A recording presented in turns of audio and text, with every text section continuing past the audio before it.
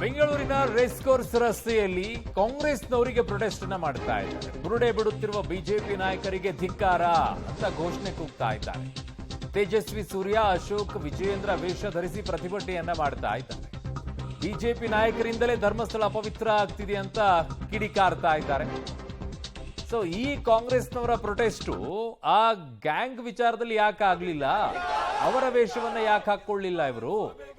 ಇಷ್ಟೊಂದು ಹೋರಾಟ ಮಾಡೋದಾದ್ರೆ ಆ ಬುರುಡೆ ಗ್ಯಾಂಗ್ ನ ವೇಷ ಹಾಕೊಂಡ್ಬಿಟ್ಟು ಪ್ರೊಟೆಸ್ಟ್ ಮಾಡಬಹುದಾಗಿತ್ತಲ್ಲ, ಅಲ್ಲಿ ಯಾಕೆ ಬರ್ಲಿಲ್ಲ ಅಂತ ಜನಸಾಮಾನ್ಯರು ಕೇಳ್ತಾರೆ. ಆ ಪ್ರಶ್ನೆ ಬಂದೇ ಬರುತ್ತೆ.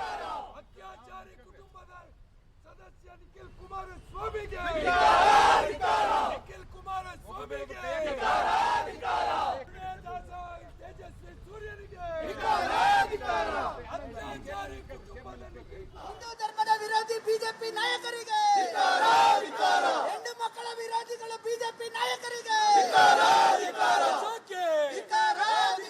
ಆಲಯಕಾರ ಅಶೋಕ್ಗೆ, ಅಂಗೀದಾಸ ತೇಜಸ್ವಿ ಸೂರ್ಯನಿಗೆ, ಆರ್ಟಿಜಿಎಸ್ ಕಳ್ಳ ವಿಜೇಂದ್ರನಿಗೆ, ಅತ್ಯಾಚಾರಿ ಕುಟುಂಬ ನಿಖಿಲ್ ಕುಮಾರಸ್ವಾಮಿಗೆ, ಅತ್ಯಾಚಾರಿ ಕುಟುಂಬ ನಿಖಿಲ್ ಕುಮಾರಸ್ವಾಮಿಗೆ,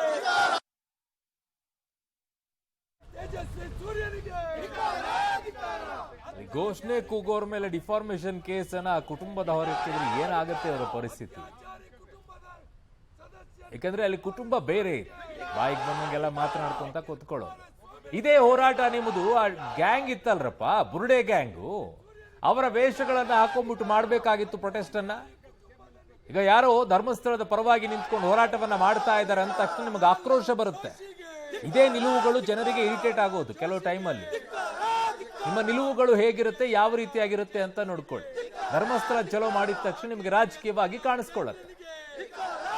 ಅದನ್ನೇ ನೀವೇ ಮಾಡಬೇಕಾಗಿತ್ತು. ಷಡ್ಯಂತ್ರ ಅಂತ ಹೇಳಿದ್ರಲ್ಲ, ಹಾಗಿದಾಗ ಷಡ್ಯಂತ್ರ ಮಾಡಿದವರು ಮುಖವಾಡವನ್ನ ಹಾಕೊಂಡ್ಬಿಟ್ಟು ಕಾಂಗ್ರೆಸ್ನವರು ಕೂಡ ಪ್ರತಿಭಟನೆ ಮಾಡಬೇಕಾಗಿತ್ತು. ಜನಕ್ಕೊಂದು ವಿಶ್ವಾಸ ಬಂದಿರೋದು. ಏನಂತ ಅನ್ಕೋಬೇಕು ಜನ ಇವಾಗ ನಿಮ್ಮನ್ನ? ಬಳಸುತ್ತಿರುವ ಬಿಜೆಪಿ ನಾಯಕರಿಗೆ, ಧರ್ಮಸ್ಥಳವನ್ನು ಅಪವಿತ್ರಗೊಳಿಸುತ್ತಿರುವ ಜೆಡಿಎಸ್ ನಾಯಕರಿಗೆ, ಹೆಣ್ಣು ಮಕ್ಕಳ ಅತ್ಯಾಚಾರವನ್ನು ಮರೆಮಾಚುತ್ತಿರುವ ಬಿಜೆಪಿ ನಾಯಕರಿಗೆ,